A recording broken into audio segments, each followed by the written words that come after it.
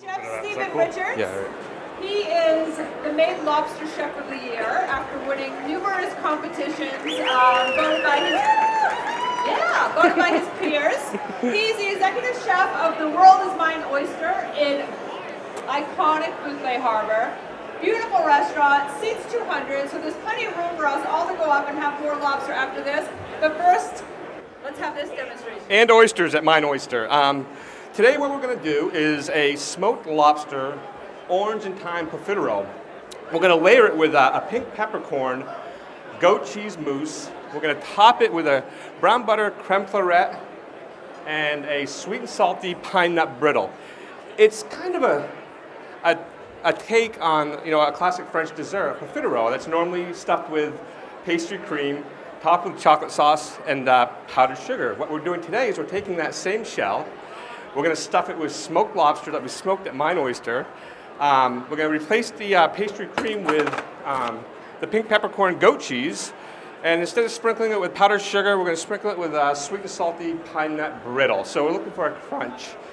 We're going to do 4 recipes for you today. We're going to demonstrate the choux dough. We're going to actually bake it. Hopefully that turns out okay. We're going to do the cranberry maple gastrique. We're going to do the mousse and the fleurette. So we're going to get started with a very simple choux dough. It's a half a cup of water, about a quarter stick of butter, and you want to bring that to a simmer. You don't want to boil it because it loses volume. We're going to scent that with a little bit of thyme and a little bit of orange zest. Use orange zest, orange powder, orange whatever you have. It's whatever's in your fridge. So we're going to whisk that together. I'm not really used to this range. It's kind of, we like gas. Here we have sifted flour, salt, and a little bit of sugar. And what I love about choux dough is you don't have to proof it, you don't have to rest it, you don't have to chill it. It's cook and go. So we have the water and butter that's melted. We're going to add the flour. Pull it off the heat. Stir it until it gets to pulls away from the sides. Very, very simple. As you can see, I don't know if you can see that, but you can start to see a ball effect there. It's at this point, for best results, you can put it in a household mixer. You don't have to have it. Today, we forgot it, so we're just going to put it in here. You're going to add the egg. And this is usually where people feel like they mess it up, because it doesn't look like it's going to come together. Be patient with it. If I get this done, and in the oven, I'll be happy. This is the hardest part. Okay, bring it back to the heat for a little bit. And as you can see, it's coming together. Perfect little dough. See the sheen.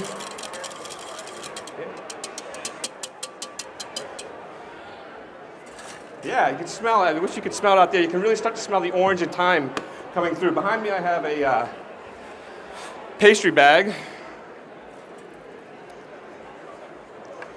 that we're going to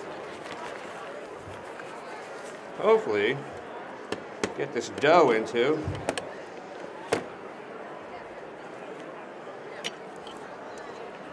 This is probably the hardest part here. This is where you can really mess up.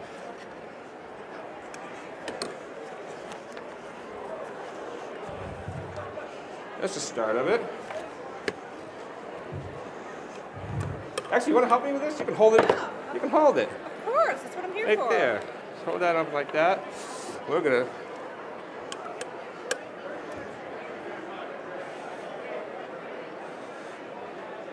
If you don't have a piper or a bag at home, you can use a spoon. This is kind of a rusticy feel. We have a sheet tray here. It's sprayed with pan spray. And we're just going to pipe some of this onto it. So you're making the puffs with this? Yep. How many of you make puffs at home? 4. You should. It's so easy. We're going to throw it in the oven, 400-degree oven.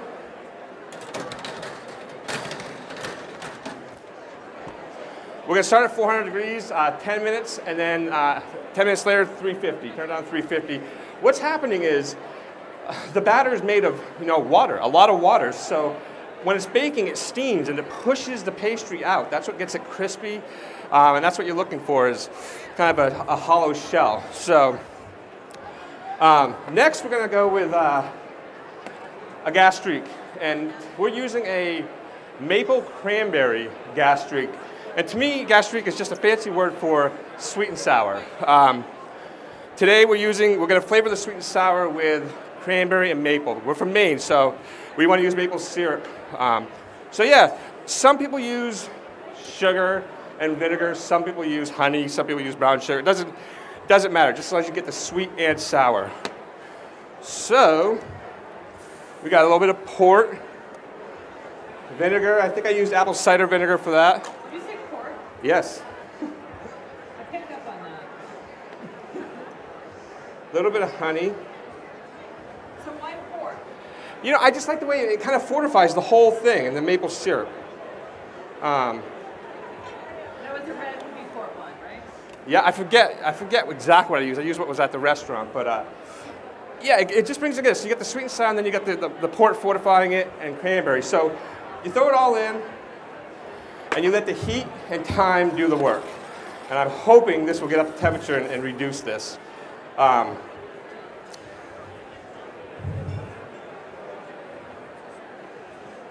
So while that's cooking, we're gonna get busy with the creme fleurette. And creme fleurette is basically, it's a mother sauce, hollandaise, that instead of using clarified butter, we're using brown butter to give it the nuttiness. And using mascarpone at the end, folding mascarpone in to actually fortify the hollandaise. So it's not sweet, but it's kind of a nutty hollandaise. And that's it. So we're going to start with the egg yolks, of course.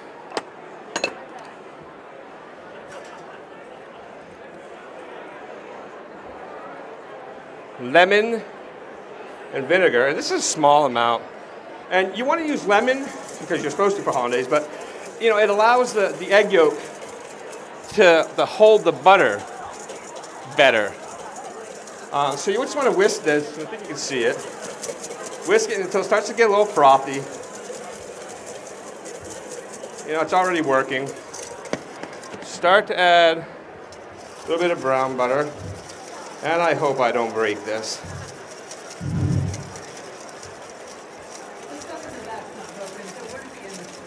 Yep.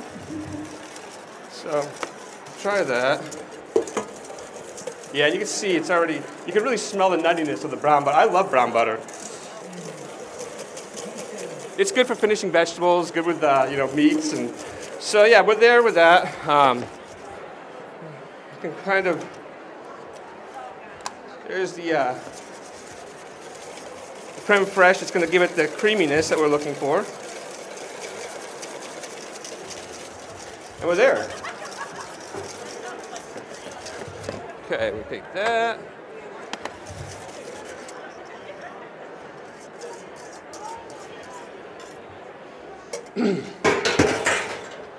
Okay, so that's that.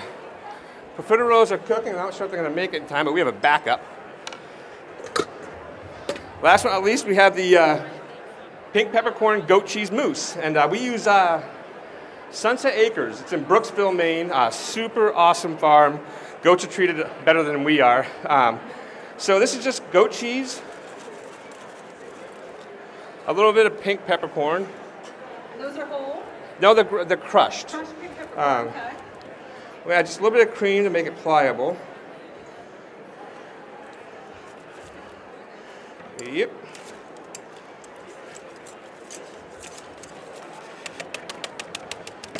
There it is. We're going to add a little bit of whipped cream. Perfect. The whipped cream is really going to give it some air, and that's what makes it a mousse. So.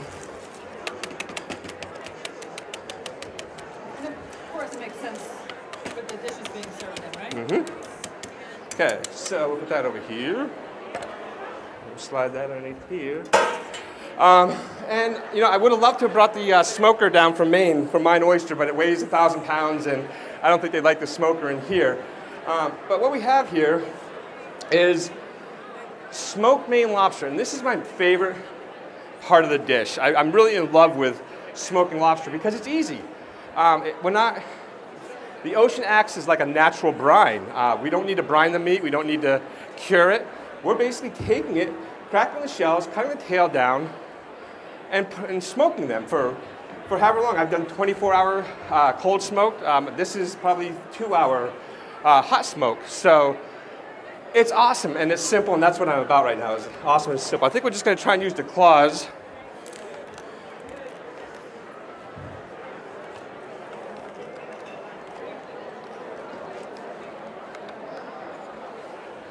I'll break them open for you. It's so simple. Look at that. How many of you have been to Maine? All right, come to Mine Oyster next summer. How many of you have been to Boothbed? Mine Oyster? Not yet. Not yet. Well, make sure you do. When you do, come ask me. We'll take care of you. We'll set you up with a nice little muse or something like that. So right now we're just getting lobster out of the shell and we have plenty of time because it takes a while for the profiterole shells to cook. I can detail the wine too. Yes. Okay. No. Okay, so that's it. The gas streak's working. What's happening is it's reducing and the sugars are coming together, the flavors are coming together. At this point, what I want to do is I want to kind of mash the cranberries so it's going to start to get pulpy. And I really wish you could smell this. God, it smells so good. You are? You good? Oh, good. Ooh. Okay, so pick some greens.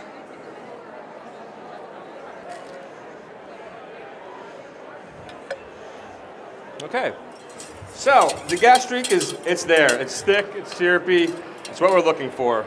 And now it's time to assemble. Off.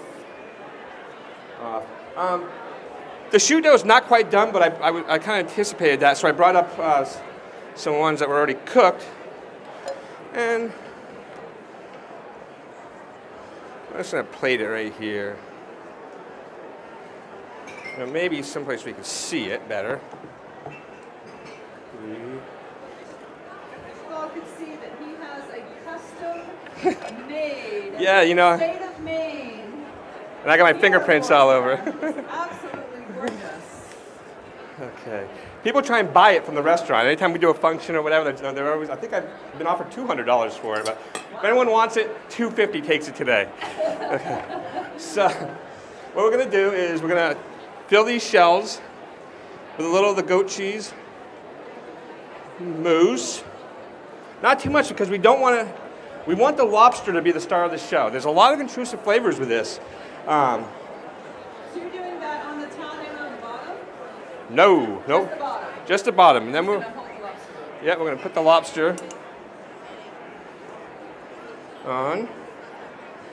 3, One good sized claw. 4, yeah, why not?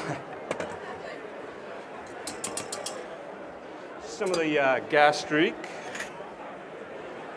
And gastrique is just really meant to bring out the saltiness of the protein, really bring out the flavor. You don't want to bite into this and taste all cranberry or all vinegar or all honey. You really want to taste the smokiness of the lobster and have the gastrique and have all these other elements of the dish really help the flavor of the lobster. So that's what we're trying to do. So okay, top it.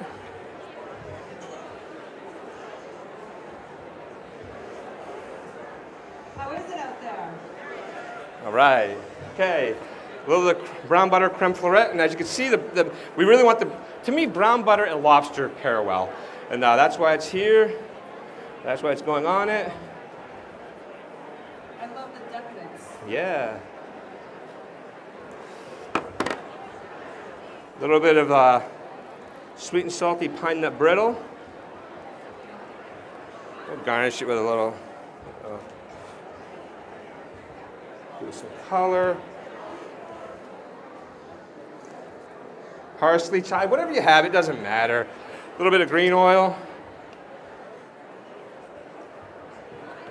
And there you have it from the state of Maine. I hope you enjoy it. I love cooking it for you. Thanks. That was fantastic. Okay.